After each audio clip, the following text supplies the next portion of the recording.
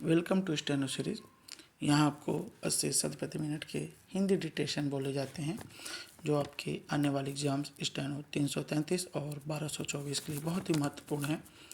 एक बात विशेष रूप से ध्यान दें, स्टेनो 333 की परीक्षा बहुत ही जल्द होगी। रिजल्ट के साथ ही 1 या 2 दिन में ही उसका शॉर्ट हैंड की डेट दे दी जाएगी, जो कि उम्मीद है कि अप्रैल या मई में संपन्न होगी। क्योंकि जैसा कि आप देख रहे हैं, आज 5512 का रिजल्ट आ चुका है, जिसकी डीवी होली बाद स्टार्ट हो जाएगी। तो इसी क्रम में देखते हुए रिजल्ट अगला आपका 333 का ही रिटर्न का आना चाहिए, क्योंकि वही एक रिजल्ट अब बचा है। 9 नवंबर के एग्ज़ाम के रिजल्ट आ चुके हैं। इसके उपरांत 16 नवंबर को स्टेनो 333 की परीक्षा हुई थी, जिसके रिजल्ट अब जारी होंगे। तो अपनी प्रैक्टिस को बढ़ाते हुए तैयारी जारी रखिए। डिक्टेशन स्टार्ट होगा 5 सेकंड बाद। स्टार्ट। ईरान में क्या युद्ध का नया मोर्चा खुलने जा रहा है? हालिया घटनाक्रम और राष्ट्र के नाम दिए गए राष्ट्रपति ट्रंप के संबोधन से कुछ ऐसा ही आभास हो रहा है। बुधवार को अमेरिकी राष्ट्रपति ट्रंप ने सबसे लंबा स्टेट ऑफ द यूनियन भाषण दिया और देश दुनिया को यह बताने की कोशिश की कि ईरान पर हमला संभावित है।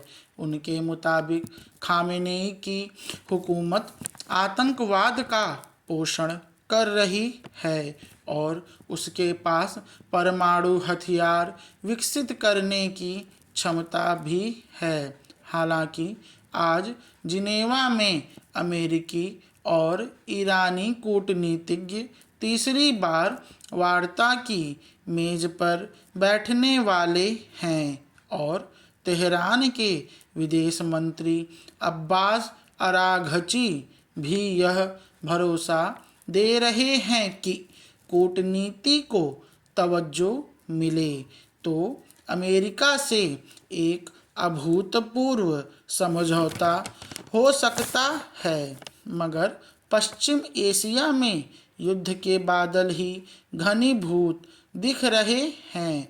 इसके ठोस कारण भी हैं। पैराग्राफ।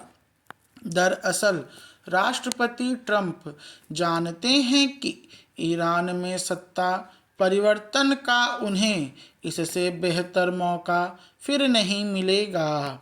फिलहाल तेहरान में तनाव व्याप्त है और इस्लामी सरकार से नाराज लोगों की संख्या कम नहीं है।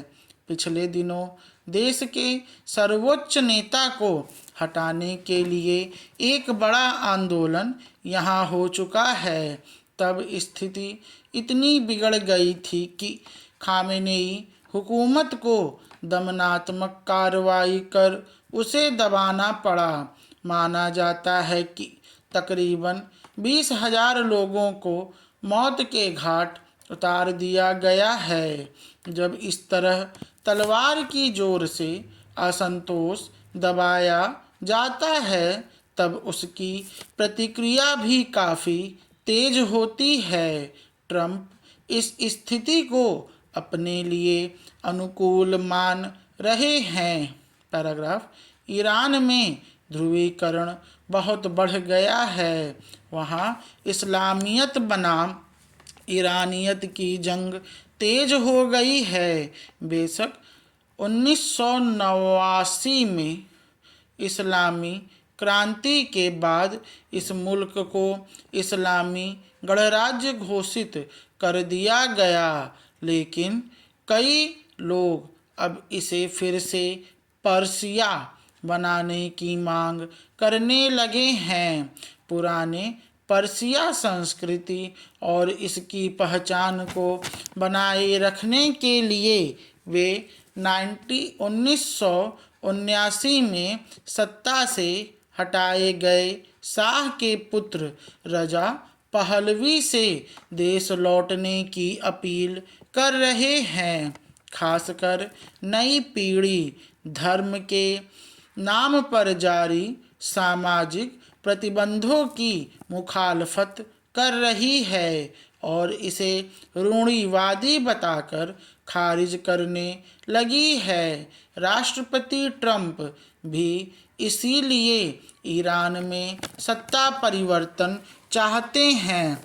वह भले परमाणु हथियारों की आशंका जता रहे हैं, लेकिन उनका तर्क ठीक उसी तरह का दिख रहा है जिस तरह 20वीं सदी के पहले दशक में तत्कालीन राष्ट्रपति George W Bush junior Iraqi नेता सद्दाम हुसैन के खिलाफ दिया करते थे।